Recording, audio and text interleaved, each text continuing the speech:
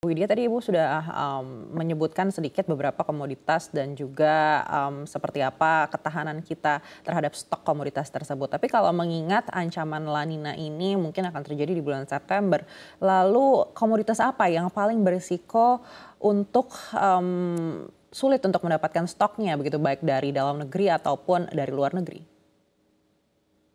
Ya, jadi, kalau kita bicara mengenai ya seperti misalnya beras, kalau daging sapi kemarin pun juga karena kita memiliki kerjasama perdagangan dengan, beberapa negara lain, dunia gitu ya, kita, bisa memperoleh, impor gitu ya dari beberapa negara asal impor tidak hanya Australia, New Zealand, tetapi misalnya nanti bisa dikembangkan di India gitu ya. Jadi beberapa negara yang memiliki, apa tuh namanya, kerjasama dengan kita bisa, menjadi salah satu sarana gitu atau media gitu ya dalam rangka untuk memenuhi kebutuhan impor kita. Sementara itu tadi beras gitu ya.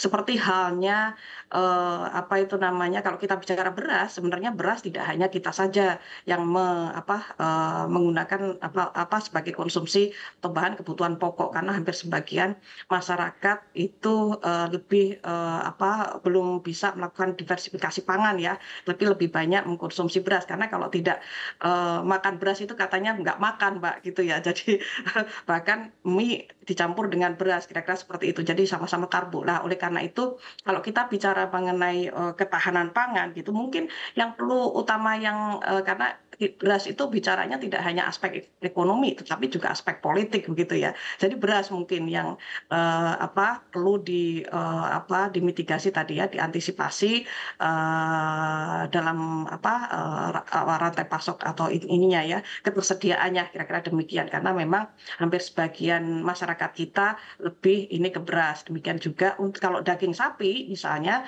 masih ada substitusi lain gitu ya. Tidak hanya daging sapi tetapi mungkin nanti ayam, walaupun kemarin juga ayam mengalami kenaikan tetapi sekarang sudah mulai turun. Tetapi ada juga telur dan juga ikan, kira-kira demikian. Jadi, mungkin beras yang utama dulu Mbak, demikian kira-kira. Baik, saya akan beralih ke Ibu Eliza. Ibu Eliza tadi disampaikan Ibu Widya, beras ini yang harus menjadi fokus begitu. Tapi kita tahu betapa import beras ini menjadi hal yang sensitif.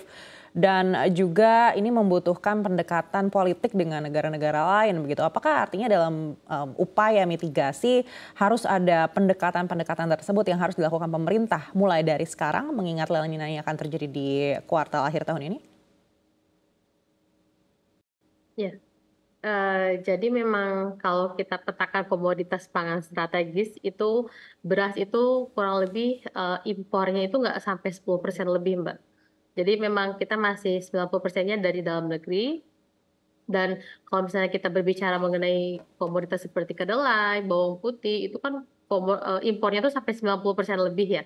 Dan juga gula gula pasir itu kan kita juga impornya 60% terhadap total kebutuhan dalam negeri. Begitu juga dengan daging sapi kerbau, itu 54%-nya dipenuhi dari impor. Nah, tadi kalau misalkan kita berbicara beras, karena memang dia komoditas yang paling besar terhadap andil inflasinya itu sekitar 3% dibandingkan dengan komoditas-komoditas lainnya, maka memang pemerintah harus memfokuskan untuk menggenjot produksi. Nah, tapi kalau kita lihat tren misalkan panen raya kemarin itu prognosisnya kurang lebih hasil produksi pada panen raya pertama tahun 2024 dibandingkan dengan panen raya tahun 2023 kemarin itu sedikit mengalami penurunan. Nah, jadi memang pada panen raya pertama ini terjadi penurunan. Nah, pada panen raya kedua nanti juga akan relatif turun karena memang seperti itu pattern-nya seperti biasa.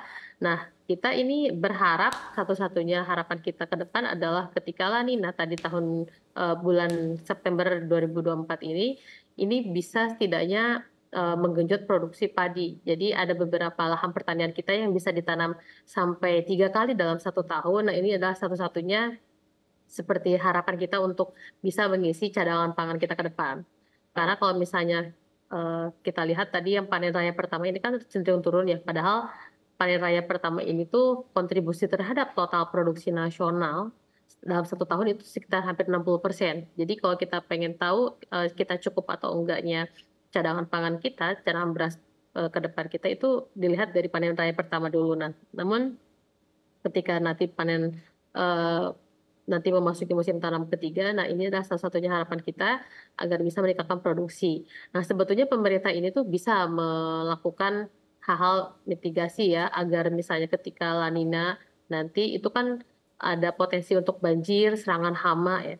Nah, ini harus dimitigasi dengan berbagai macam cara, misalnya dimulai dari hal-hal budidayanya, penggunaan varietas yang tahan banjir, terus juga tahan hama penyakit dan lain-lainnya. Itu kan hal-hal yang harus dilakukan oleh pemerintah.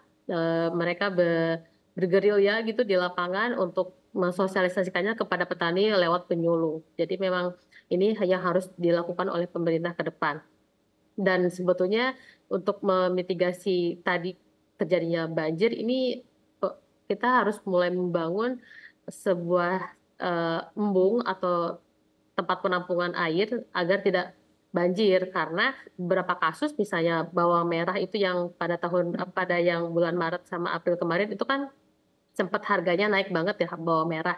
Nah, ternyata itu terjadi karena banjir. Jadi tanggul di atasnya itu jebol sehingga banjirnya itu sampai ke Demak segala macam. Nah, ini kan berarti kadang banjir itu tuh tidak disebabkan langsung banjir di lahannya, tapi ada limpahan air dari daerah yang lebih tinggi sehingga berdampak terhadap produksi bawang merah misalnya. Nah, itu kan hal-hal yang harus dilakukan oleh pemerintah. Dan saat ini kondisi irigasi di Indonesia itu 60% itu dapat dikatakan rusaknya tuh sedang sampai berat gitu. Nah, ini kan yang harus dibenahi adalah revitalisasi saluran irigasi. Karena ketika saluran irigasi ini tidak lancar atau tersendat, ini kan bisa menyebabkan banjir. Akhirnya yang harusnya air itu terserap atau dalam irigasi, ini jadinya dia tumpah ke lahan. Nah, ini kan yang menyebabkan jadinya banjir di lahan pertanian. Jadi Baik, memang harus hal-hal preventif yang dilakukan oleh pemerintah. baik.